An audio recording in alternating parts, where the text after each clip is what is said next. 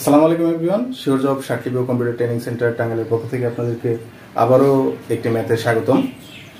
আজকে আমরা পর্ব 16তে হাজির হয়েছি বয়সের অনুপাত নির্ণয়ের একটি অঙ্ক নিয়ে।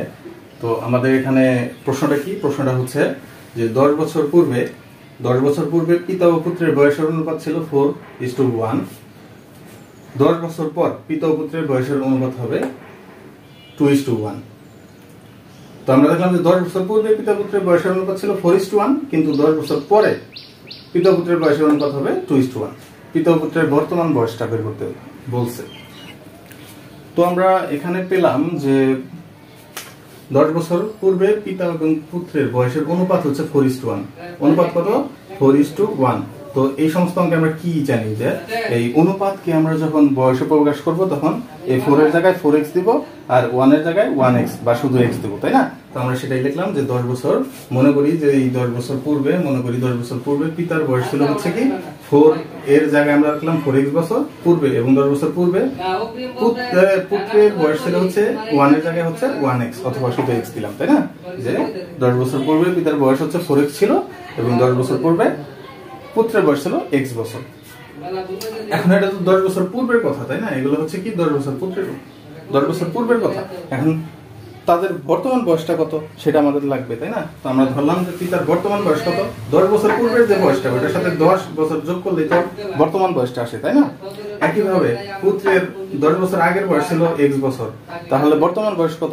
তাহলে পূর্বের বয়সের সাথে 10 বছর যোগ করলেই তো হয়ে যাবে, তাই না? তো পুত্রের বয়সটা আমরা বের করলাম কি আগের বয়স থেকে হচ্ছে আমরা কি করলাম 10 বছর যোগ করলাম, তাহলে কিন্তু পুত্রের বর্তমান বয়সটা বের হয়ে যায়। এখন এখানে কি বলছে? আরেকটা কথা বলছে যে 10 বছর পর পিতা এবং পুত্রের বয়সের অনুপাত হবে হচ্ছে 2:1। এই যে বর্তমান বয়সটা যে আসলো না, যে পিতার বর্তমান বয়স হচ্ছে 4x + 10 এবং পুত্রের বর্তমান বয়সটা হচ্ছে কি x + 10, তাই না? এখন আমরা কি করব? এখন এই যে বর্তমান বয়স ওই বয়সের সাথে আরো 10 বছর যোগ করলেই তো ভবিষ্যৎ 10 বছর বের হয়ে যায়, তাই না? মানে বর্তমান যে বয়স তাদের ওই বয়সগুলোর সাথে আলাদা ভাবে আরো 10 বছর যোগ করলেই তো আজ থেকে 10 বছর পরের বয়সটা বের হয়, তাই না? তো আমরা সেটাই করলাম যে পিতার বর্তমান বয়স যদি এত হয় তাহলে 10 বছর পরে পিতার বয়স হয় হচ্ছে এত 4x + 10, তার সাথে আরো 10 যোগ করলাম। একইভাবে পুত্রের বর্তমান বয়স যেটা আছে সেটার সাথে আরো 10 বছর যোগ করলাম, x + 10 এটার সাথে আরো 10 বছর যোগ করলাম, তাহলে সেটা কি হলো আজকের থেকে আরো 10 বছর পরের বয়সটা বের হলো। এবং সেই অনুপাতটা কত? সেই অনুপাতটা বলছে 2:1। সেই অনুপাতটা কত বলছে?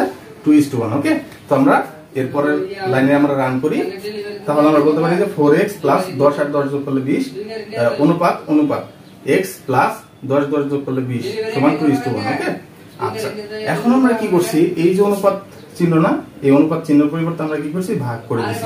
তাহলে আমরা 4x + 20 ডিভাইডেড হচ্ছে x + 20 দিলাম, ইকুয়াল উপরে 2 দিলাম আর নিচে 1 দিলাম। ওকে, এরপরে আমরা কি করছি? এরপরে হচ্ছে আমরা নরমালি r গুণ করছি। r গুণ করলে কি হয়?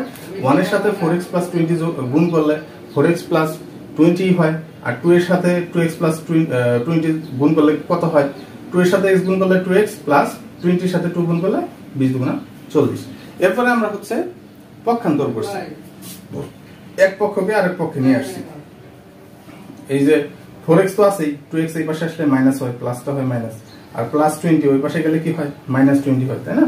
তাহলে 4x থেকে 2x গেলে 2x থাকে, আর 40 থেকে 20 গেলে হচ্ছে 20 থাকে, তাই না?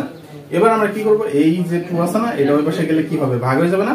এখানে গুণ আছে, ওই পাশে গেলে ভাগ। তাহলে 20 কে 2 দ্বারা ভাগ করলে কি 2 কে 2 আর 10 দুগুণা 20, অর্থাৎ x এর মান আসে হচ্ছে আমার 10।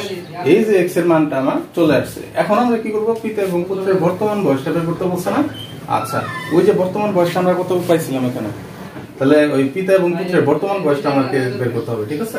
সো আমরা এখানে পাইলাম যে পিতার বর্তমান বয়সটা আমরা 4x + 10 ধরছি, আর পুত্রের বর্তমান বয়সটা হচ্ছে x + 10 ধরছি, তাই না?